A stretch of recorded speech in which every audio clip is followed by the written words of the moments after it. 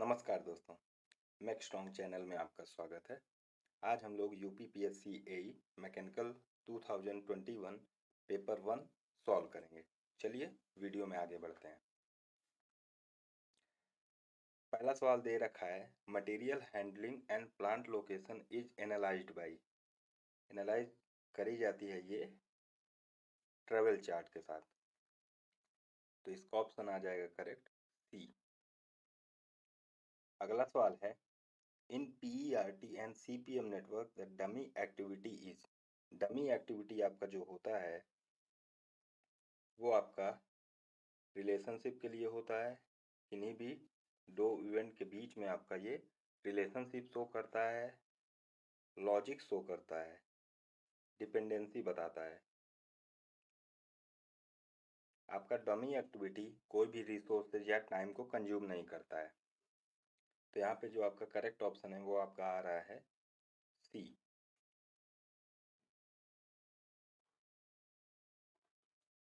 अगले सवाल की तरफ चलते हैं। The following measurements are carried out by internal state sensors of the end effector। तो end effector ये क्या करता है, आपका जो सेंस करेगा वो आपका करेगा पोजीशन को, वेलोसिटी को और एक्सेलरेशन को। अगला सवाल है, in a micro processor RISC stands for. RISC stand करता है आपका रिड्यूस्ड इंस्ट्रक्शन सेट कंप्यूटर। अगला सवाल है, Which of the following provides anti-clockwise and clockwise rotation above the vertical axis perpendicular to the arm। इसका करेक्ट ऑप्शन है B, arm sweep. अगला सवाल है, PLC operates on following signal. इसका correct option है ए, डिजिटल। अगला सवाल है, a disc of radius 30 centimetre is rolling without slip with angular velocity of 10 radian per second on a horizontal surface। Which of the following statements is not true। मतलब कि कौन से आपके statement जो हैं वो आपके फॉल्स हैं, वो आपका करेक्ट ऑप्शन होगा। तो जो पहला ऑप्शन दे रखा है वो है linear velocity of all the points is different. तो ये आपका ये जो ऑप्शन है ये ट्रू है। अगला ऑप्शन है speed of all the points is different. ये आपका ऑप्शन रॉन्ग है। अगला ऑप्शन है acceleration of all the points is different. ये आपका ट्रू है।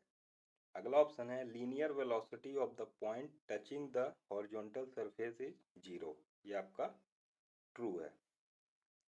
अब देखते हैं, जैसे आपने एक डिस्क ले ली जो कि विदाउट स्लिपिंग आपका ट्रांसलेट भी कर रही है और रोल भी कर रही है। वो मान लेते हैं v से ट्रांसलेट कर रही है और उसकी जो एंगुलर वेलोसिटी है वो ओमेगा दे रखी है। तो इसका जो डिस्क का टॉप मोस्ट पॉइंट होगा वो आपका ट्रांसलेट कर रहा है v से प्लस रोल भी कर रहा है, तो उसके कारण जो वेलोसिटी आएगी वो आपकी आ जाएगी आर ओमेगा, या इसी को बोल सकते हैं आप v। तो ये टोटल जो वेलोसिटी हो जाएगी वो आ जाएगी 2v। और सेंटर में जो होगी वो होगी केवल v, क्योंकि यहाँ पे जो आर ओमेगा आएगा उसमें रेडियस जो है वो आर है वो जीरो होगा। तो यहाँ पे जो वेलोसिटी होगी सेंटर की डिस्क की वो केवल v होगी। अब यदि सबसे नीचे वाले पॉइंट पे जाएं जो सरफेस को टच कर रहा है, तो जो ट्रांसलेशनल वेलोसिटी है वो फॉरवर्ड डायरेक्शन में आपका दिखा रहा है v, वो v हो जाएगा। और जो रोटेशन के कारण होगा उसके कारण आपकी आएगी अपोजिट डायरेक्शन में v। तो यहाँ पे जो आपका जो पॉइंट ऑफ कांटेक्ट है वहाँ पे जो वेलोसिटी होगी, velocity at point of contact, वो आपकी आ जाएगी जीरो। ऐसे ही आप एक्सेलरेशन को भी निकाल सकते हैं, एक्सेलरेशन भी ऐसे ही आएगा। तो एक्सेलरेशन आपका पॉइंट ऑफ कांटेक्ट में जीरो होगा और सबसे ऊपर वाले पॉइंट में 2r अल्फा आएगा। तो आपका यहाँ पे फॉल्स ऑप्शन है बी। तो आपका जो आपका पूछ रहा है क्वेश्चन में उसके हिसाब से आपका जो करेक्ट ऑप्शन आ रहा है वो आ रहा है आपका बी। अगले सवाल की तरफ चलते हैं। The ratio of magnitude of linear momentum for two objects having mass 30 kg and 10 kg respectively with equal kinetic energy. आपके दो मास दे रखे हैं, जिसका एक का मास है 30 kg और एक का मास है 10 kg, और काइनेटिक एनर्जी सेम दे रखी है। तो m1 आपका दे रखा है 30 kg, m2 आपका दे रखा है 10 kg, और दोनों की आपको काइनेटिक एनर्जी सेम दे रखी है। आपको निकालना क्या है? Linear momentum. लीनियर मोमेंटम का फॉर्मूला क्या होता है? Mass into velocity. तो आपको यहाँ पे मास तो गिवन है बट वेलोसिटी नहीं गिवन है, तो वेलोसिटी आप कहाँ से निकाल लेंगे? काइनेटिक एनर्जी से। तो उसको काइनेटिक एनर्जी का फॉर्मूला लगाते हैं, हाफ m1 v1 स्क्वायर, ये पहले मास के लिए हो गई। दूसरे मास के लिए हो जाएगी half m2 v2 square. Half half यहाँ पे कट जाएगा। m1 आपको दे रखा है 30 v1 स्क्वायर इक्वल टू हो जाएगा आपका m2 आपको दे रखा है 10 v2 स्क्वायर। यहाँ से आप 0 0 कट कर देंगे तो आपको जो v2 मिल रहा है वो आपको मिल रहा है √3v1। अब आपको रेशियो निकालना है लीनियर मोमेंटम का, तो LM1 अपॉन LM2 आपका हो जाएगा m1v1। m1 आपका है 30 into v1 divided by m2 आपका है 10, और यहाँ पे v2 आपका दे रखा है √3v1। v1 कट जाएगा, 0 0 कट जाएगा, तो आपकी जो फाइनल वैल्यू आएगी वो आपकी आ जाएगी √3। ये आपका करेक्ट ऑप्शन। करेक्ट ऑप्शन आपका आ रहा है सी।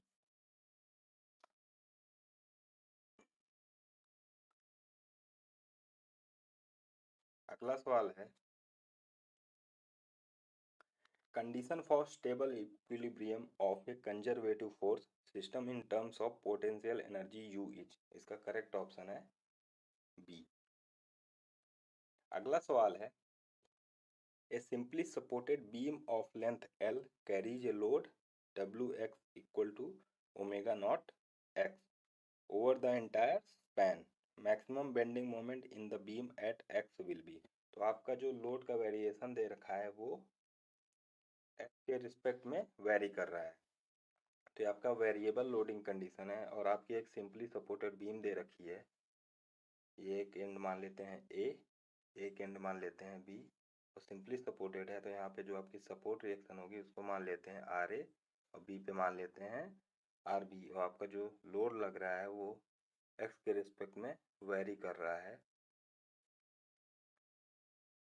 W0x।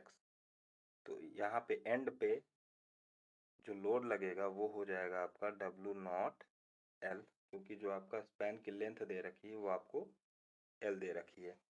अब आप सबसे पहले क्या करेंगे? RA और RB की वैल्यू निकालेंगे, सपोर्ट रिएक्शन निकालेंगे। तो उसके लिए क्या करेंगे? सबसे पहले जो नेट फोर्स लग रहा है y डायरेक्शन में उसको 0 कर देंगे। Fy इक्वल टू 0, तो ये आ जाएगा आपका RA plus RB equal to, ये जो लोडिंग के कारण जो लोड लग रहा है वो आएगा यहाँ पे। तो लोड कितना लग रहा है?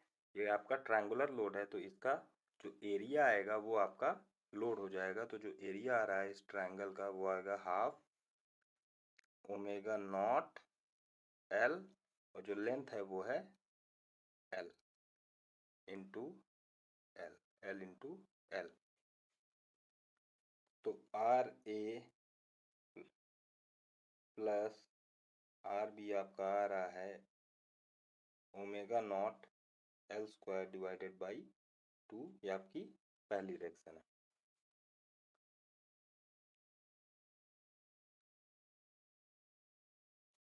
अब क्या करेंगे? आप किसी भी पॉइंट के अबाउट आप मोमेंट निकाल लेंगे। तो मोमेंट हम मान लीजिए A के अबाउट निकाल रहे हैं, उसको 0 पुट कर देंगे, तो RA इंटू 0 हो जाएगा, प्लस जो आपका लोड लग रहा है वो है omega naught L square divided by 2। और ये किस पोजीशन पे लगेगा? आपको पता है कि जब कोई भी ट्रायंगल गिवन होता है, ये ट्रायंगल दिया हुआ है, इसकी जो सेंटर ऑफ ग्रेविटी होगी वो इस पॉइंट से कितनी होगी? 2/3 ऑफ जो भी स्पैन की लेंथ होगी। तो यहाँ पे आपकी जो लेंथ दे रखी है वो L दे रखी है, तो ये हो जाएगा into 2/3 L equal to RB into L। इसको सॉल्व करेंगे हम, L कट जाएगा तो जो आपका और दो कट जाएगा, तो जो आपकी RB की वैल्यू आएगी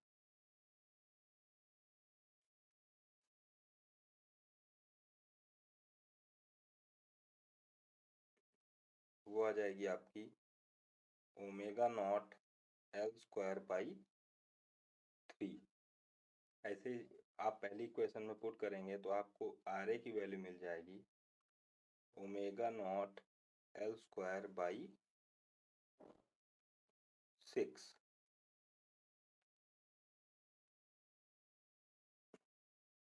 अब आपको मालूम होगा कि जो आपका बेंडिंग मोमेंट मैक्सिमम होता है वो कहाँ पे होता है? जहाँ पे आपका शियर फोर्स 0 होता है।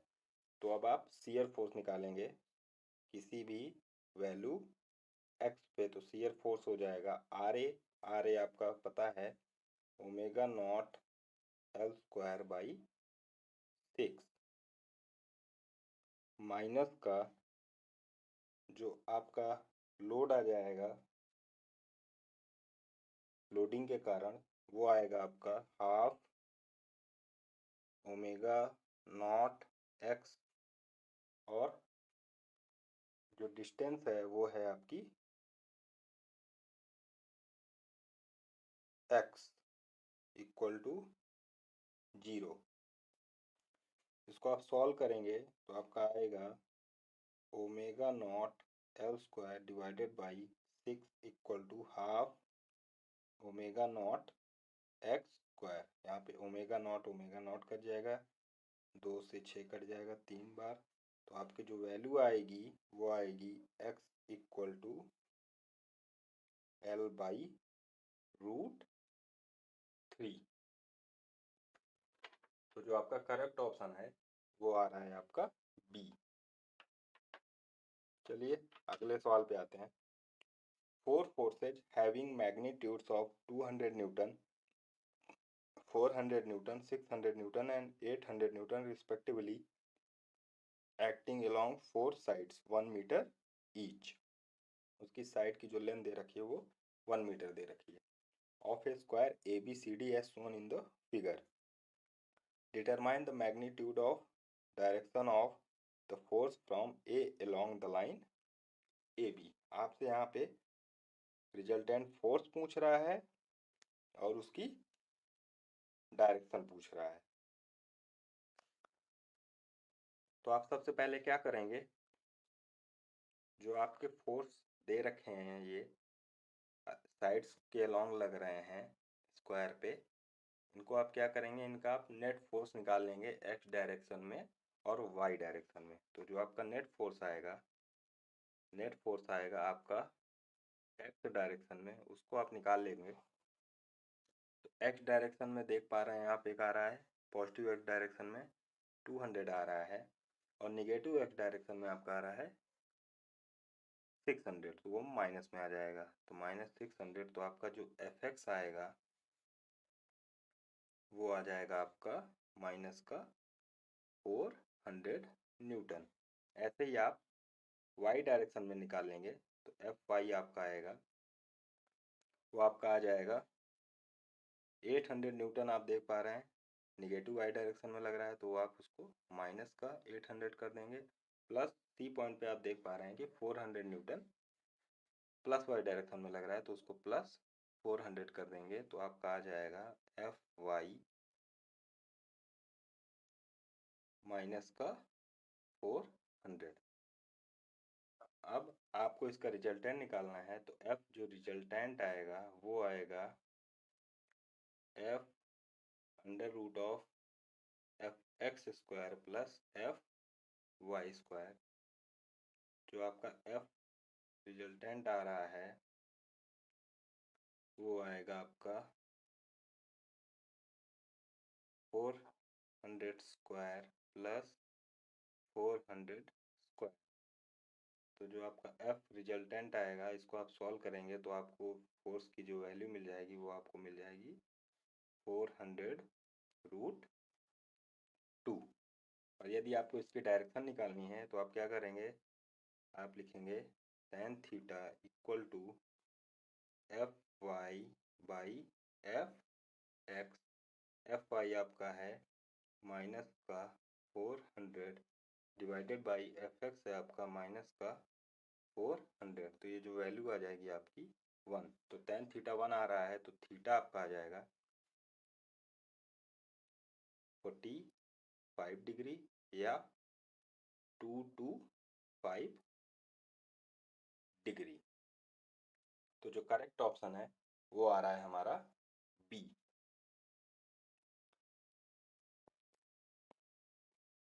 अगला सवाल है, ए 2-member truss ABC is shown in figure. The axial force in kilonewton transmitted in member AB.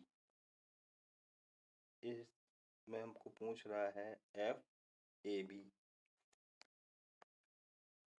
तो सबसे पहले अपन क्या करेंगे, लामीज इक्वेशन लगाएंगे।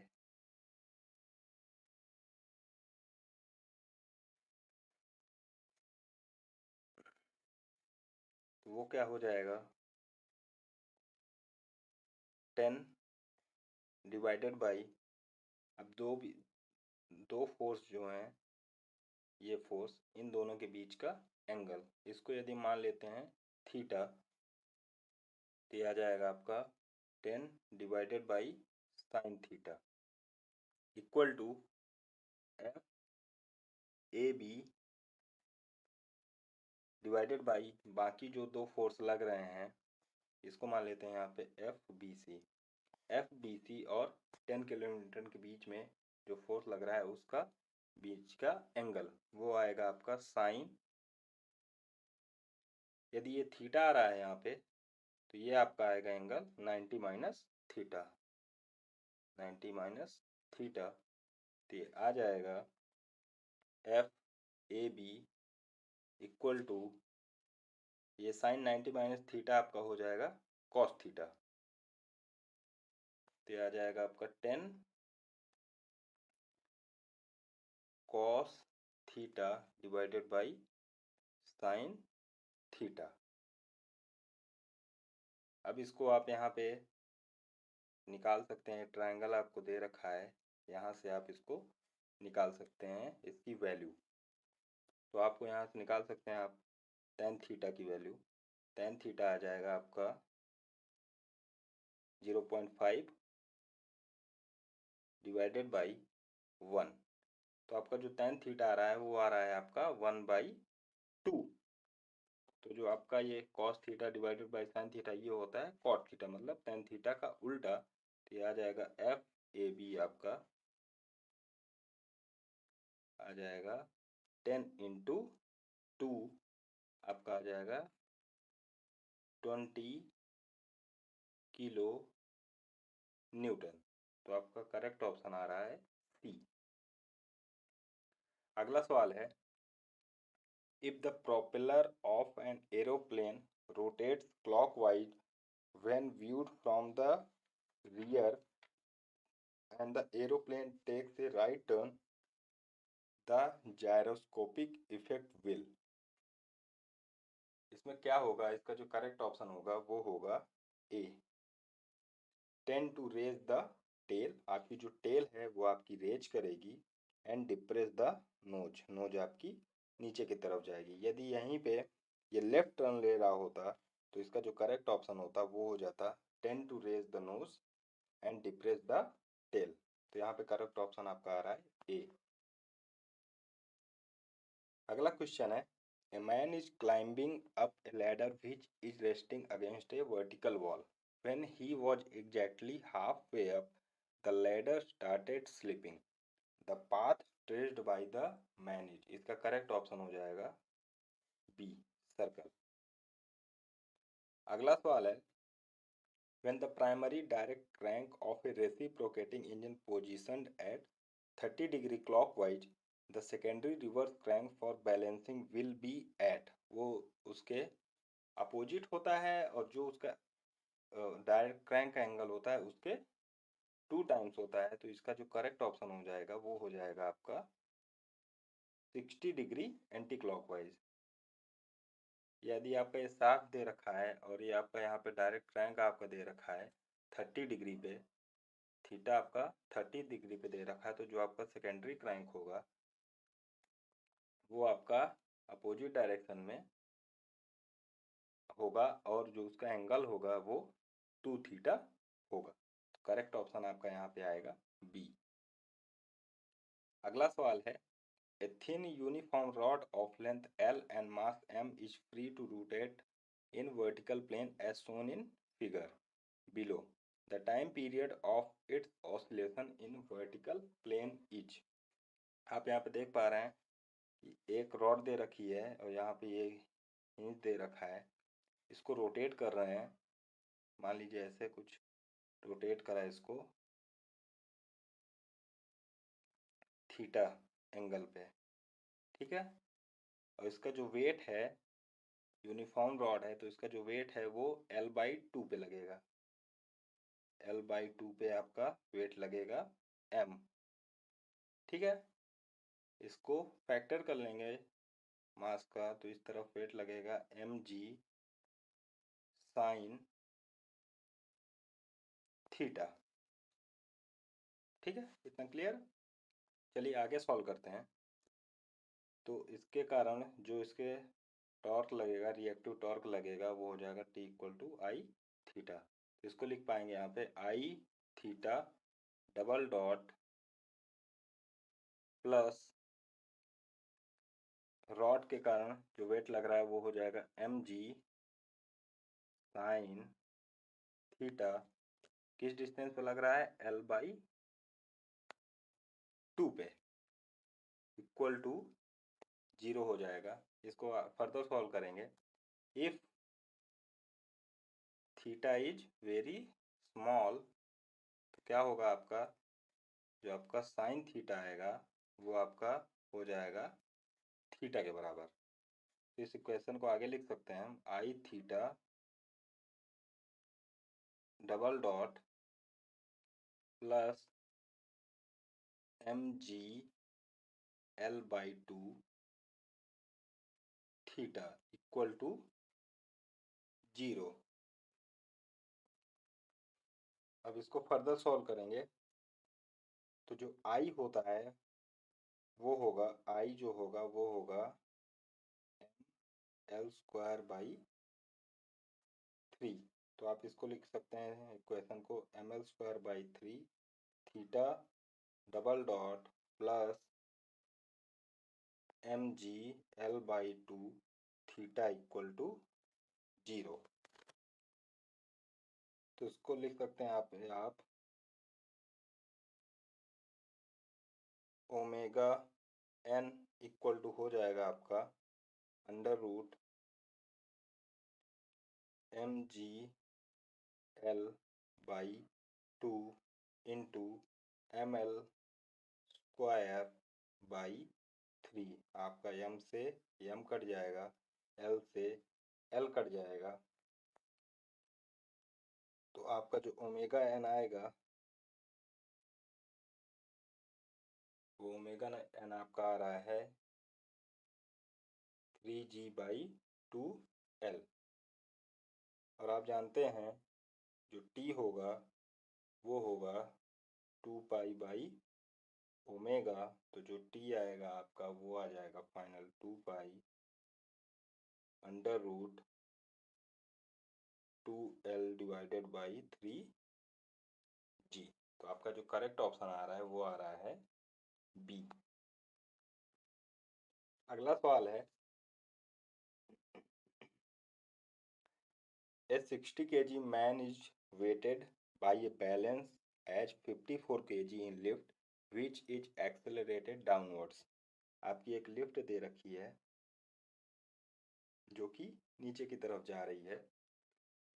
The acceleration of the lift is, यदि लिफ्ट नीचे की तरफ जा रही है तो जो इनर्शियल फोर्स है वो ऊपर की तरफ लगेगा, वो होगा एम ए, और ऊपर की तरफ आपका लगेगा टेंशन, और जो वेट है मैन का वो नीचे लगेगा, वो होगा आपका एम जी। तो इक्वेशन इसको पुट करते हैं हम बैलेंस करके, फोर्स बैलेंस करते हैं, T plus M A equal to M G. आपके यहाँ पे दे रखा है कि मैन वेटेड बाय ये बैलेंस एज 54 kg। तो ये आपका क्या दे रखा है, ये आपकी टेंशन दे रखी है जो लिफ्ट में रस्सी पे लग रही होगी। तो आपको निकालना है एम ए हो जाएगा आपका एम जी। एम यहाँ पे आपका 60 दे रखा है, 60 जी माइनस का टी आपका है 54 kg, तो 54 इंटू जी। तो आपका जो एक्सेलरेशन हो जाएगा एम ए वो हो जाएगा 60 जी माइनस 54 जी, ये हो जाएगा आपका 6 जी। और यहाँ पे एम आपका जो दे रखा है वो है आपका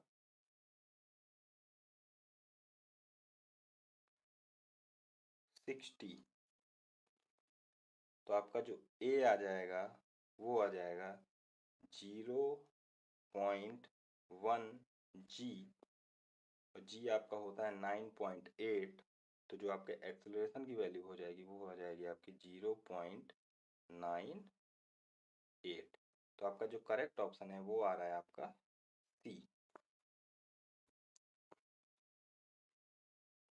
अगला सवाल है, smallest and largest natural frequency of n degree freedom system are omega 1 and omega n respectively. Approximate natural frequency estimated by Rayleigh's and Dunkerley's methods are omega r and omega d respectively. Which of the following statements is true? तो इसका जो correct option है वो आ रहा है आपका D. अगला सवाल है, a thin spherical cell is subjected to an external pressure P naught. The volumetric strain of the spherical cell is, ठीक है। तो आपका जो वॉल्यूमेट्रिक स्ट्रेन होता है स्फेरिकल के लिए, स्फेरिकल शेप के लिए, वो होता है 3 डी। एप्सिलॉन डी आपका क्या होता है, sigma hoop divided by E minus का mu sigma hoop divided by E, ठीक है। तो जो सिग्मा हूप होता है वो होता है आपका P not D upon 4 T. तो जो आपका एप्सिलॉन डी आ जाएगा वो आ जाएगा आपका P not D upon 4 T E 1 minus mu. तो इसको आप फॉर्मूले में पुट कर देंगे। एप्सिलॉन म्यू का जो फॉर्मूला है वो आपका है 3 टाइम्स ऑफ एप्सिलॉन डी। तो आपका जो करेक्ट ऑप्शन है वो आपका आ जाएगा बी। अगला सवाल है, when there is a sudden increase or decrease in shear force diagram between any 2 points, it indicates that there is no loading between the points, point load at 2 points, C option है uniformly varying load between the 2 points, last option है uniformly distributed load between 2 points। तो इसका जो correct option है वो आपका आएगा B. अगला सवाल है, maximum shear stress in a solid shaft of diameter d and length L twisted through an angle theta is tau. A hollow shaft of the same material and length having outside and inside dia of d and d by 2 respectively is also twisted through the same angle of twist. The value of maximum shear stress in the hollow shaft will be. तो जो आपको जो जो चीज़ें given हुई हैं उसके हिसाब से फॉर्मूले पुट करते हैं। तो आपको पता है जो फॉर्मूला होता है टॉर्जन इक्वेशन होती है वो होता है T by J equal to tau by R equal to G theta by L. आपको निकालना है यहाँ पे क्या है, टाउ आपको फाइंड आउट करना है। तो आप यहाँ पे देखिए थीटा आपको सेम दे रखा है, same angle of twist theta आपको सेम दे रखा है। आपकी जो डाया है वो सेम दे रखी है, हॉलो की आउटसाइड डाया डी है, एक सॉलिड शाफ्ट है उसकी जो डाया है वो भी डी दे रखी है। तो आपकी जो आर होगी मतलब वो भी आपका दोनों में सेम होगी, और जो लेंथ है वो आपको लेंथ भी आपको सेम दे रखी है, लेंथ भी आपकी सेम दे रखी है। तो जो यहाँ से आप निकाल लेंगे टाउ का जो फॉर्मूला आएगा वो आ जाएगा G theta by L into R. G modulus of rigidity है, ये आपकी मटेरियल की प्रॉपर्टी होती है तो ये सेम है। थीटा आपका दोनों के लिए सेम है, आपकी जो डाया है आप रेडियस बोलिए वो सेम है, और जो लेंथ है वो भी सेम है। इसलिए आपका जो आपका टाउ है, जो शियर स्ट्रेस है, वो हॉलो के लिए भी वही होगा जो आपका सॉलिड शाफ्ट के लिए है। तो इसका जो करेक्ट ऑप्शन आएगा वो आएगा आपका डी। अगला सवाल है, a spring used to absorb shocks and vibrations is. Leaf spring आपका यूज करते हैं शॉक्स और वाइब्रेशंस को डैम्प करने के लिए, एब्जॉर्ब करने के लिए। अगला सवाल है, to shafts of equal length and similar material in which one is hollow and other is solid are transmitting same level of torque। Torque आपका सेम ट्रांसमिट कर रहे हैं। If the inside dia is 2 by 3 of the outside dia of the hollow shaft, the ratio of weight of the hollow shaft to weight of solid shaft is। आपकी जो torsion equation होती है वो होती है T by J equal to tau by R equal to G theta divided by L. तो आपको यहाँ पे दे रखा है इक्वल लेंथ है, सिमिलर मटेरियल है और सेम लेवल का टॉर्क ट्रांसमिट कर रहे हैं। ठीक है, तो आप यहाँ से क्या निकाल लेंगे, जो आपका इस इक्वेशन को देखते हैं T by J equal to tau by are.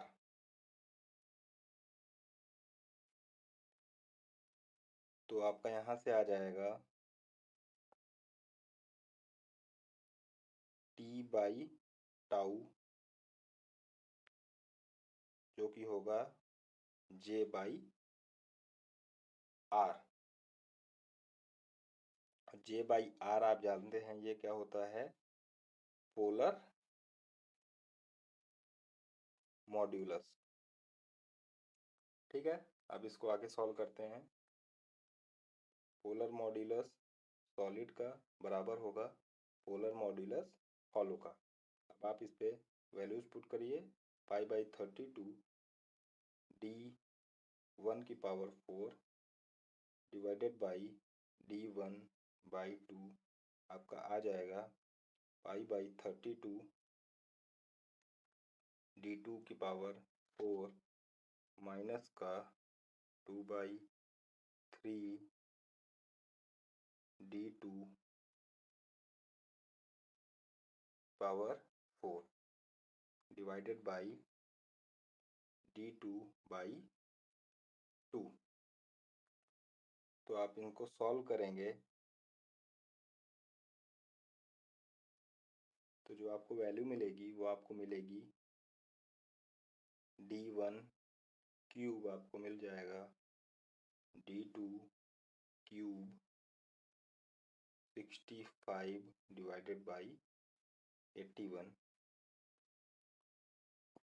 इसको आप फर्दर सॉल्व करेंगे तो आपको मिल जाएगा D1 divided by D2 equal to 65 divided by 81 whole power 1/3। इसको आप यदि सॉल्व करेंगे तो आपको मिल जाती है वैल्यू 0.98 की। वैसे एग्जाम में कैलकुलेटर अलाउड नहीं था, तो ये चीज़ें सॉल्व करना मतलब काफ़ी इम्पॉसिबल सी टास्क थी, लेकिन फिर भी मैं इसको सॉल्व कर रहा हूँ। विदाउट कैलसी ये पॉसिबल नहीं है। अब आप देख रहे हैं क्वेश्चन में कि आपका सिमिलर मटेरियल दे रखा है, तो रो इक्वल टू आपका दिया हुआ है mv होता है। ठीक है,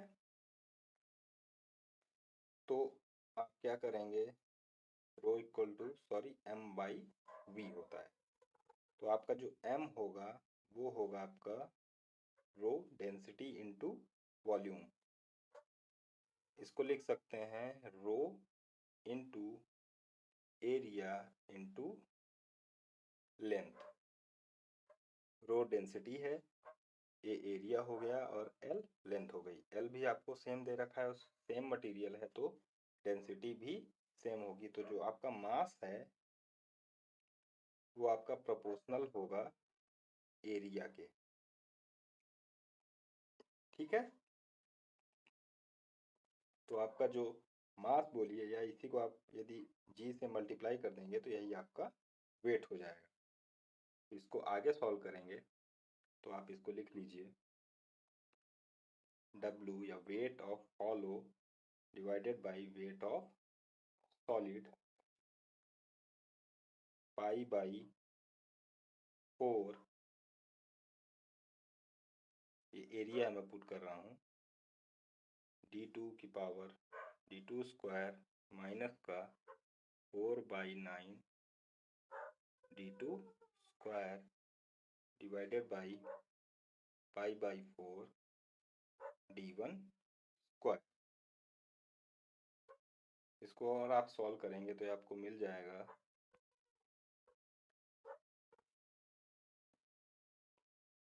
5/9 D2 square divided by D1 का स्क्वायर। तो और सॉल्व कर लेते हैं तो ये आपका आ जाएगा 5/9 इंटू 1 डिवाइडेड बाई 0.93 का स्क्वायर।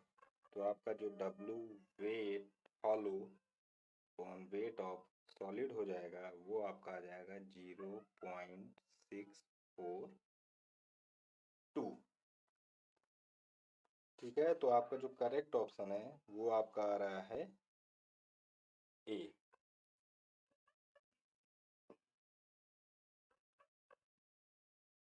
अगला सवाल है, for the state of stress of pure shear the strain energy stored per unit volume in the elastic homogeneous isotropic material having elastic constants Young's modulus E and Poisson's ratio nu will be। तो आप जानते हैं जो strain energy का formula होता है वो होता है 1/2E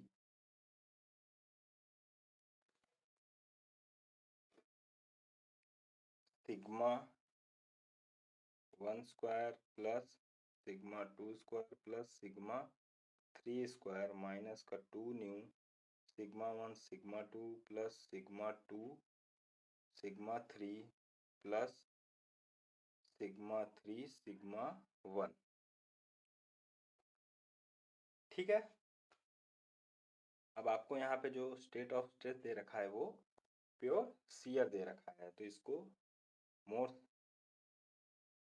सर्कल बना लेते हैं। तो इसको यदि ड्रॉ करेंगे मोर सर्कल पे तो ये जो आपका ऐसे कुछ ड्रॉ हो जाएगा। तो ये आपका सिग्मा P1 होगा और ये आपका सिग्मा P2 होगा। ये आपका टाउ हो गया, ये आपका स्ट्रेस हो गया। ठीक है, तो जो सिग्मा P1 की वैल्यू आएगी वो टाउ आएगी, जो सिग्मा P2 की वैल्यू आएगी वो आपकी आ जाएगी माइनस का टाउ। या तो आप यहाँ पे सीधे ऐसे सॉल्व कर सकते हैं मोर सर्कल से, नहीं तो आप सीधे आपका जो फॉर्मूला आपको याद होगा सिग्मा P1 सिग्मा P2 होता है sigma x plus sigma y by 2 plus minus 1/2 sigma x minus sigma y का whole square plus 4 tau xy square. आप यहाँ से भी सॉल्व कर सकते हैं। तो इसको आप उस फॉर्मूले में पुट करेंगे तो आपको जो स्ट्रेन एनर्जी मिल जाएगी वो आपको मिल जाएगी 1/2e टाउ स्क्वायर प्लस जो आपका सिग्मा 3 होगा वो 0 होगा माइनस का 2 न्यू माइनस का टाउ स्क्वायर प्लस 0 इसको आप फर्दर सॉल्व कर लेंगे तो आपको जो स्ट्रेन एनर्जी मिल जाएगी वो आपको मिल जाएगी tau square 1 plus nu divided by E. इसको और भी पुट कर सकते हैं टाउ स्क्वायर बाई 2g। ये कहाँ से आया आपको मालूम होगा E इक्वल टू होता है 2g 1 प्लस न्यू। तो यहाँ से आप पुट करेंगे तो 1 प्लस न्यू बाई ई जो है वो आ जाएगा 1/2g के बराबर। तो जो आपकी स्ट्रेन एनर्जी है वो आपको मिल जाएगी टाउ स्क्वायर बाई 2g या tau square 1 plus nu divided by E. तो इसका जो करेक्ट ऑप्शन है वो आपको मिल रहा है बी। अगला सवाल है A circular solid rod of dia D welded to a rigid flat plate by a circular fillet weld of throat thickness T is subjected to a twisting moment T. The maximum shear stress induced in the weld is। तो formula होता है आप यहाँ देख सकते हैं T/J होता है equal to tau by R. आपसे यहाँ पे टाउ पूछ रहा है तो आपका टाउ जो हो जाएगा वो हो जाएगा TR डिवाइडेड बाई J। ये जो सर्कुलर फिलेट वेल्ड होता है उसके लिए जो J होता है जो पोलर मोमेंट ऑफ इनर्शिया होता है वो होता है पाई T D cube divided by 4।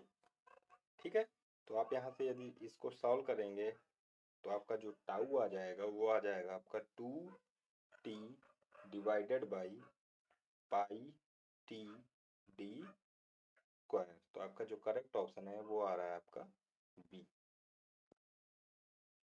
अगला सवाल है the notch sensitivity Q is expressed in terms of fatigue stress concentration factor KF and theoretical stress concentration factor KT।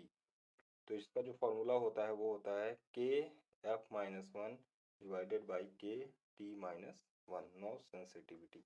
इसका करेक्ट ऑप्शन आपका आ जाएगा। आज की वीडियो में इतना ही, फिर से बहुत जल्दी अगले वीडियो में मिलते हैं। बताइएगा आपको कैसा लगा वीडियो। यदि आपको मेरा काम पसंद आ रहा है और वीडियो अच्छा लग रहा है तो वीडियो को लाइक करिए और मेरे चैनल को सब्सक्राइब करिए। धन्यवाद।